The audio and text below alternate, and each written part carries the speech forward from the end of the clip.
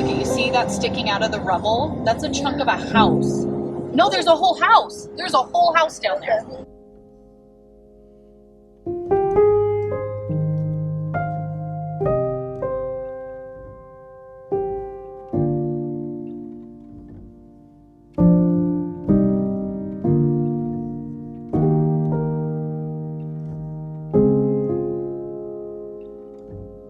Let's all load up. I'm gonna put my coat back there.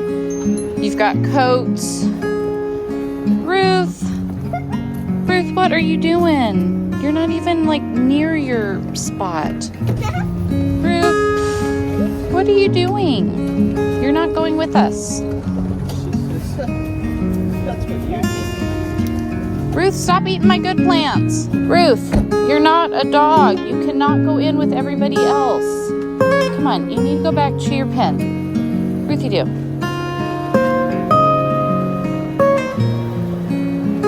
Come on, Ruru. Go back to your pen. Ruth, you've got to go back to your pen, love.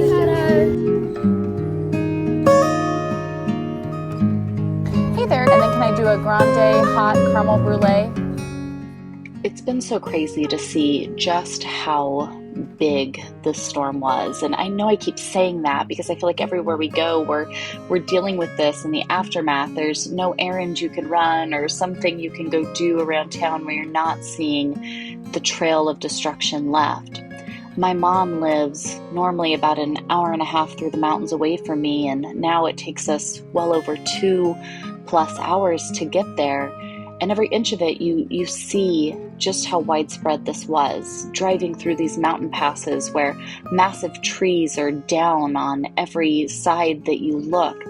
People who have been there working hard to clear a path so that anyone can get through. New patches of pavement everywhere you go because that whole area of land underneath it was ripped away and destroyed just over 2 months ago. It's amazing to see how many of these passes have just become completely impassable. Being able to get to my mom was completely taken away. They were trapped in their property. We were trapped in our property. Nobody could get to one another. These little passes up to their house were completely ravaged by the storm. There's so many areas where we usually go and have to get through on the daily that, just like this here, 2 months ago they were 4-lane highways with room to get through, and now those lanes have just fallen off into all that's down there is a little stream, a little creek. But a couple months ago when Helene came through, these were massive rivers, just torrents that had raised 30, 40, 50 plus feet up above their normal levels and ripped away entire sides of the mountains. To have these teams out here working tirelessly to clear trees, restore power, and now coming in and having to use concrete to literally rebuild mountainsides so that new roads can be laid. To see how widespread the destruction has been, just how much has been destroyed and how long of a process this is really going to be. It's really just been such a heavy weight for all of us out here in Western North Carolina, Eastern Tennessee, and so many volunteers that are coming from across the country and even internationally. Trying to get up to her house, we had a very small window of time that this road even opens to some degree that people can get through. We haven't been able to see each other in 2 months. We lost all communication at first, and luckily some finally came back in. We've been able to stay in touch now regularly, but we haven't been able to see one another. Coming through these areas, you can still see the trees that are down everywhere, the mess of debris and rock and just downed massive trees and all of these things. To see all of these homes here along the creek, to imagine and picture knowing how high the water got, what these must have looked like when Helene came through. People that are sleeping in trailers, people that are still out in tents, bridges that are trying to get rebuilt so people can even get back into their homes and try to work. It's one of those things that I think it is important to document and to see that Even though we see the destruction, seeing how widespread it is and how many people it's affecting, I think that's something important to see. I think that's something important to share because this really has affected so many people. Every bit of black pavement you see here is brand new because every bit of road that we're driving on and the mountain itself underneath us, it was gone. This was just rebuilt so that people could get through here. What kind of a waterway has to come through to do that level of destruction? Everywhere you look, you see teams out and working long hours. And I'm telling you all, it is cold up here. You can't see very much here, but there has been snow all over the ground. You see the size of the creek running down there. This isn't a massive rushing river. This is a small little sleepy creek. Sure, it can rise here or there with certain storms, but this took out all of those bridges. This took out this entire, what we thought was a home, but actually was a large church, a country church that was there for people to gather in that was completely wiped out. All of this earth you see here is all stuff that was brought in. There's sediment everywhere and homes completely taken out on both sides of it. You see the trees that are coming down all over the mountains, trees that are still barely hanging on that will be quite troublesome this winter with the snow that starts to build upon it and the future trees that'll come down. More roofs and homes over here on the sides of the road that have been completely destroyed. Seeing how widespread this is something that I think is very important to discuss and share about. To see these massive roadways that were traveled regularly every single day up until just over 2 months ago. It's been such a blessing to have an opportunity to get this, to be able to try to go and see my mom, to be able to connect, to know that she's okay, to see the damage that they're dealing with at their home. Yes, I'm very thankful to have been able to get up here. But then to look around and see just what it did to the people all along our path of trying to get up to her home was something that was just so heavy to have to witness. Again, I'm thankful for it. I think it's important, and I think we should share and talk about this. That way people can see in real time exactly what it really does look like out here. This is why we say that this is going to be a long process. There's no massive, organization coming in and just waving the wand and working. These are local crews. These are small towns. These are small communities that are banding together and helping one another build bridges to be able to get to their property, to find tents and heaters and trailers and things for those that need somewhere to stay, to be gathering resources and supplies to even try to build back our homes, to working on the things that we can to get to our loved ones and start putting all of our pieces back together a little bit each and every day.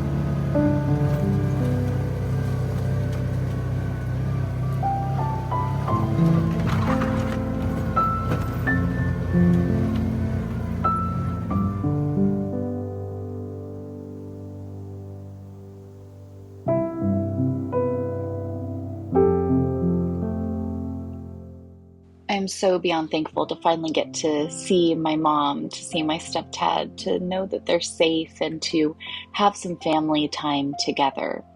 It's amazing those things we take for granted, like being able to drive up the road and get to our loved ones when we need them the most. And something that Helene has taught us is that there really is so much we take for granted in life, but those we need to hold on to the tightest are those right here in front of us. And so having this time to come together, to have a meal together, to spend time together, to get to hug my grandfather and just spend time cooking a simple meal and telling jokes and catching up on stories and things that we've missed out on, reminiscing and hearing the stories of what they're going through in their community and sharing with them the things we've been going through in our own community. Being able to take this time together is something that was just so unbelievably special, especially now knowing that we can't just make this trip whenever we want to. It is something that needs to be definitely thought through and planned, but grateful all along the way that at least we have this opportunity to catch up, to spend some time together, and to have this time of just gathering and love, especially after something that has been one of the most trying things any of us have really ever gone through. Happy birthday, dear Lily. It's only a month late. Happy birthday.